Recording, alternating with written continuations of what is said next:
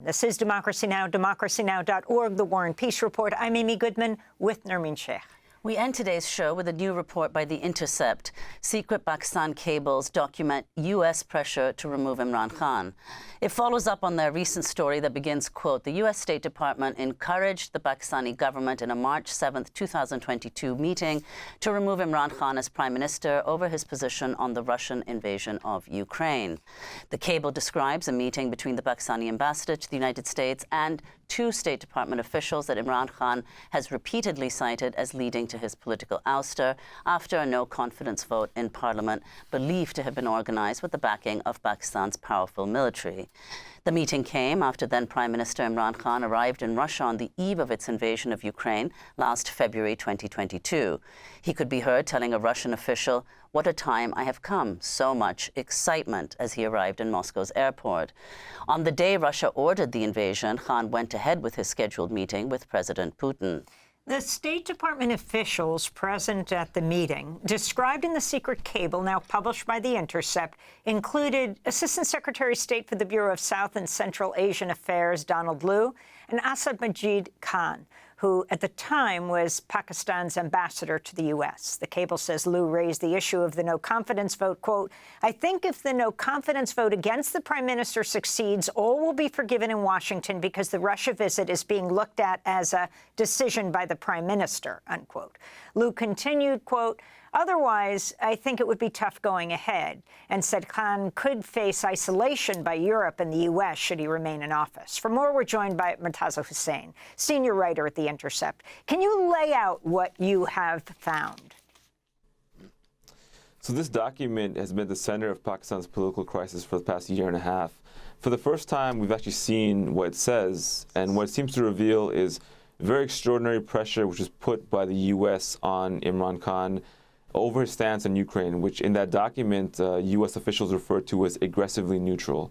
So shortly after this meeting depicted in this document, known as a cipher in Pakistan, took place, Imran Khan was removed from power in a no-confidence vote, which State Department officials had not just encouraged, but actually threatened Pakistan over, that should Khan survive that vote, Pakistan would be isolated, and should he be removed, quote, all would be forgiven. So Khan himself had been saying for the past year and a half, since his removal, that U.S. officials had played a very integral role in encouraging the Pakistani military to take him out of power. And now that we've seen this document for the first time, it does seem to validate many of his claims about the events which led up to his removal from power last year. Well, I'd like to go, Murtaza, to a political activist, Asim Sajjad Akhtar, who Democracy Now! Spoke to on Wednesday.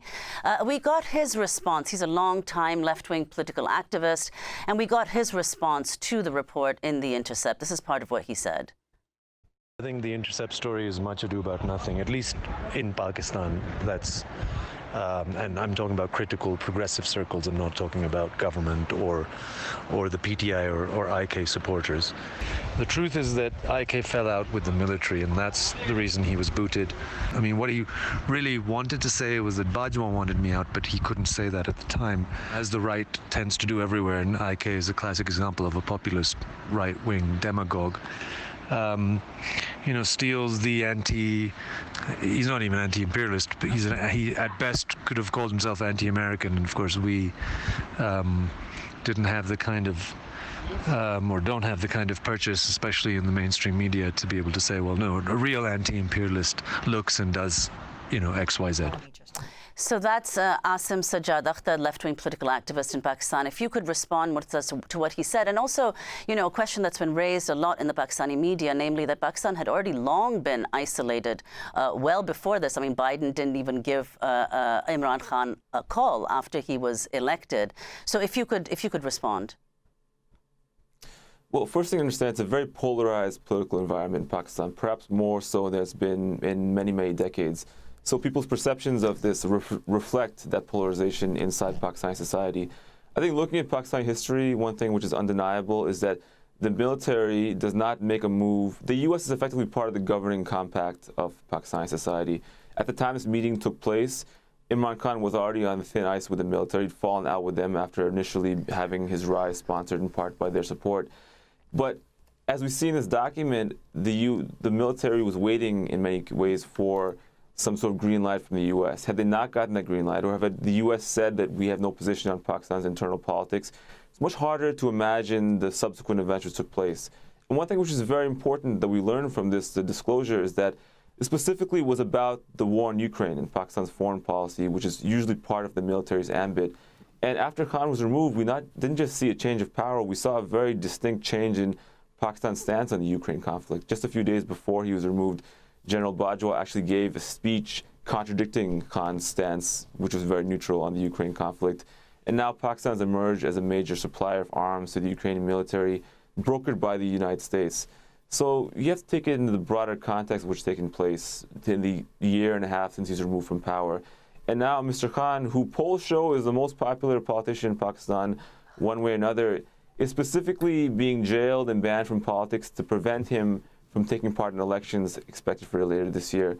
So what we're seeing right now is a very thoroughgoing development towards a full-blown military dictatorship in Pakistan, which is taking place with the support of ostensibly democratic parties who have co-signed the marginalization of democracy in Pakistan for many years to come.